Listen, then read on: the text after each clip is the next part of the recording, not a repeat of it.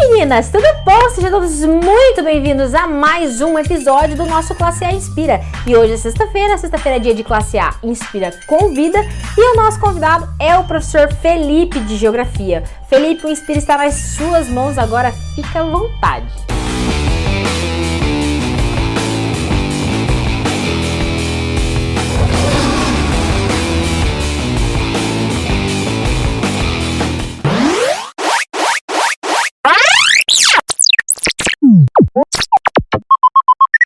Hoje o assunto é videogames. Eu estou de cosplay. O que é isso, né? São pessoas que gostam de se fantasiar de algum personagem. Pode ser um personagem famoso, real ou fictício, mas que faz parte aí da cultura pop. Bom, o tema de hoje é videogames e nós temos algumas definições, como os gamers. Gamers são as pessoas que gostam muito de jogar, seja ele apenas um jogo ou vários jogos, e é considerado gamer. E hoje nós temos os gamers que são profissionais, que é as pessoas que vivem jogando videogame profissionalmente, com contrato e tudo. Inclusive alguns times de futebol têm equipes, eles bancam essas equipes porque atualmente os prêmios são bons. A indústria evoluiu e o videogame também. Nós temos aí uma outra definição que é o otaku. São as pessoas que, digamos, são viciadas. Elas podem ser viciadas em gibis, mangás, animes e também algumas animações japonesas, tá? Então os otaku são bem conhecidas aí na cultura pop. Bom, os nerds são os mais famosos, porque os nerds, eles têm essa fama de serem pessoas que gostam muito de jogos, acabam tendo bastante conhecimento sobre os jogos. Um nerd, ele sabe muito sobre o jogo, ele sabe a história do jogo, o desenvolvimento do jogo, como que é a indústria desse jogo. O nerd, ele vai saber tudo isso. Durante muito tempo, o nerd foi taxado pelo jeito talvez esquisito. Os nerds, eles tinham um gosto peculiar. O nerd, ele não tinha muitas relações sociais. Então, isso fez com que o nerd ele acabasse também se desenvolvendo, assim como todos os jogos. E hoje eu vou mostrar como que surge essa indústria que é tão rica, tão famosa, que é a indústria dos games. O primeiro game, ele surge em 1950, um jogo chamado Tennis for Two.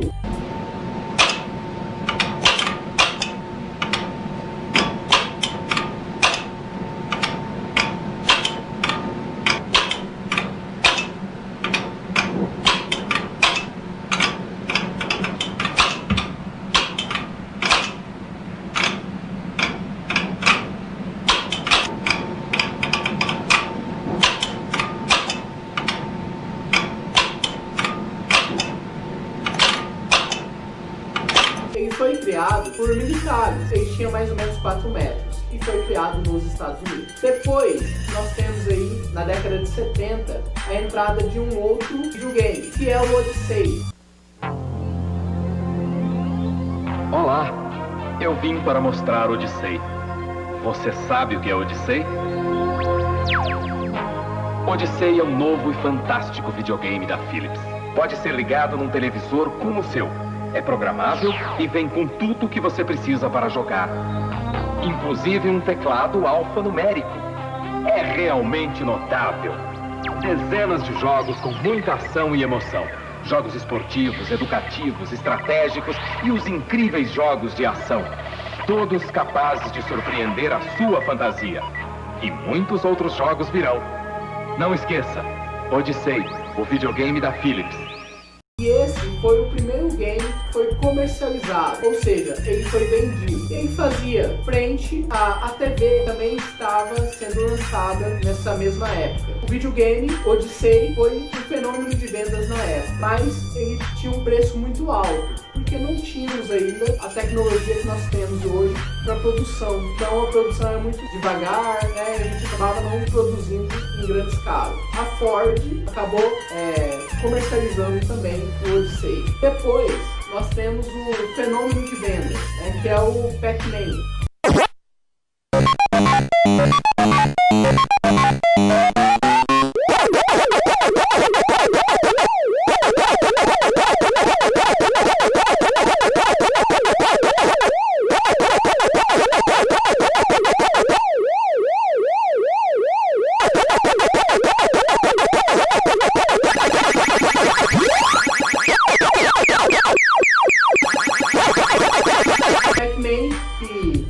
poucos anos atrás do filme, surge com um videogame chamado Atari. Ele tinha apenas um cursor, então a pessoa jogava com apenas um cursor e apenas um botão. O Atari, ele começa a ser comercializado na década de 70 também, e já tem uma tecnologia muito maior. E a quantidade de jogos também acaba sendo um pouco maior. Já na década de 80, surge a Nintendo. A Nintendo chega para comandar o mercado de videogames no mundo. Ela vai ter a principal durante mais ou menos 2 décadas. E um jogo que marca é o Donkey Kong.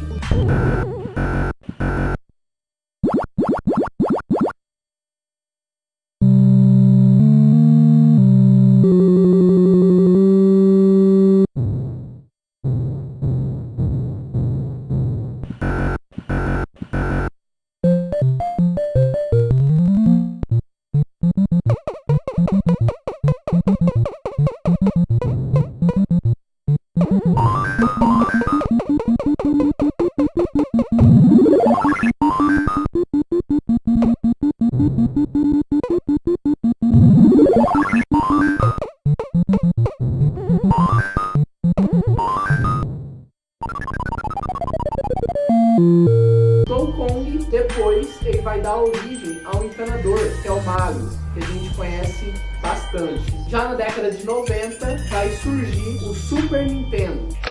Gonçalo, já vai jogar Super Nintendo? Calma, Dolores, eu já vou te dar atenção. Calma nada, é só Super Nintendo, Super Nintendo, Super Nintendo, e comigo nada. Relaxa, amor, você sabe que eu te amo. Não ama nada, antes você dizia que eu era a sua vida. Sei, Dolores, é que agora eu tenho 346 vidas. Super Nintendo, sensações incríveis, desafios inigualáveis, games antológicos. Salve, sabe que quando o Timote vem aqui, ele não fica jogando Super Nintendo não, bobão. Bobão?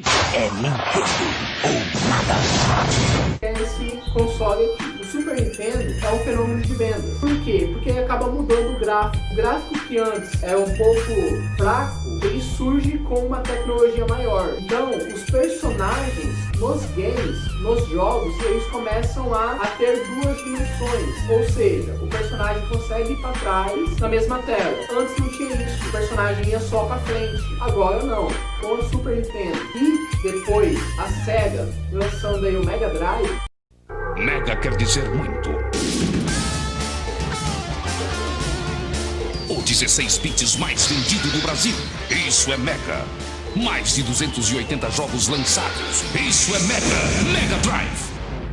Elas fazem frente. De um lado, o Super Mario, e do outro, o Sonic, que também se transformou em filme. Antes, nós tínhamos os filmes sendo adaptados para jogos. Ou seja, surgia um filme e esse filme posteriormente se transformava em um jogo. Atualmente não. Atualmente nós temos alguns filmes que são inspirados em jogos, como o Príncipe de Pérsia e esses outros que eu já disse, o Pac-Man ou o Sonic. Nós tínhamos o jogo em fita. Uma dificuldade muito grande que nós tínhamos era com a fita. O videogame acabava entrando muita coisa aqui dentro e a fita de vez em quando travava. Isso é uma dificuldade muito grande pra gente que jogou no Super Nintendo. Por quê? Você chegava numa fase bacana e do nada travava. Isso é uma decepção muito grande. Então, a gente tinha o hábito, pelo menos a grande parte dos nerds na época, a gente assoprava a fita para ver se voltava a funcionar. E muitas vezes acabava dando certo. E depois da década de 90, com o fenômeno de vendas como a Super Nintendo, nós temos aí a entrada da Sony no mercado. Isso já é no final de 90 e no início dos anos 2000. Surge então a Sony.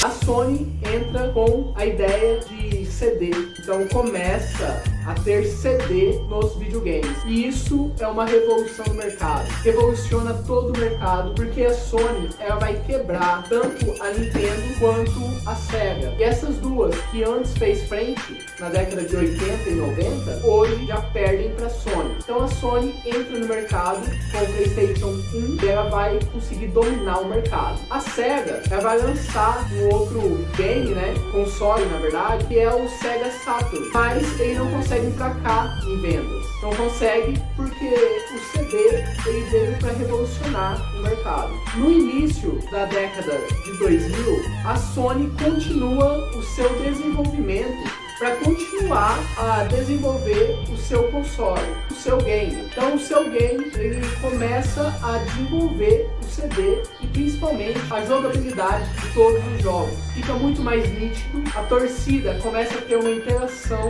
Quando a pessoa joga em um NBA, um futebol, a torcida começa a se movimentar também.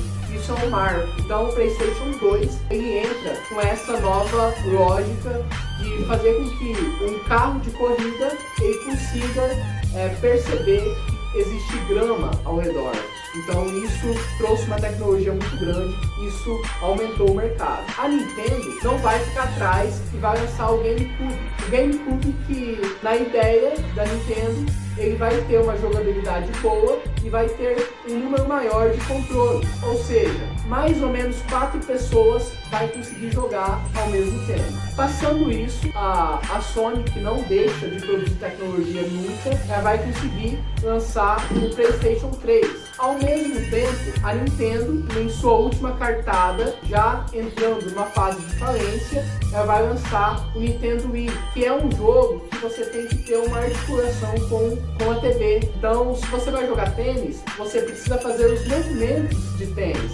Se você vai jogar basquete, você precisa fazer os movimentos. E isso, no primeiro momento, ele começa a ser um fenômeno de vendas, mas depois as pessoas deixam de comprar. Nesse mesmo instante, a Microsoft entra no mercado. E ela vai entrar no mercado com o Xbox 360. Com o GTA, então continua. E a Sony já lançou o PlayStation 5, que vem com uma quantidade menor de jogos, mas com uma jogabilidade fantástica. E a indústria de games só cresce, tanto que os países acabam desenvolvendo tecnologia para os games. Os gamers hoje, eles são profissionais, uma pessoa pode se tornar um gamer profissional, isso se dá com muito treino. Uma coisa que eu peço é que todos respeitem o gosto, seja qual for, de qualquer pessoa. Existe, até mesmo dentro da indústria dos games, existe um certo preconceito. Quando a pessoa joga um jogo que tem um gráfico não tão avançado, a pessoa já é taxada de ultrapassada.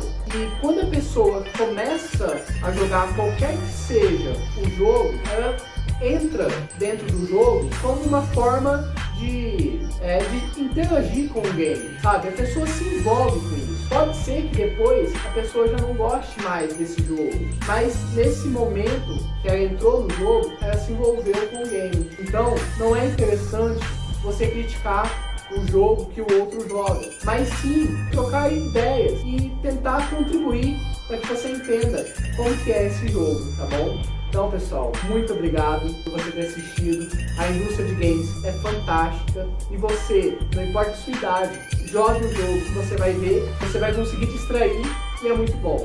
Mas tudo que é em excesso é negativo.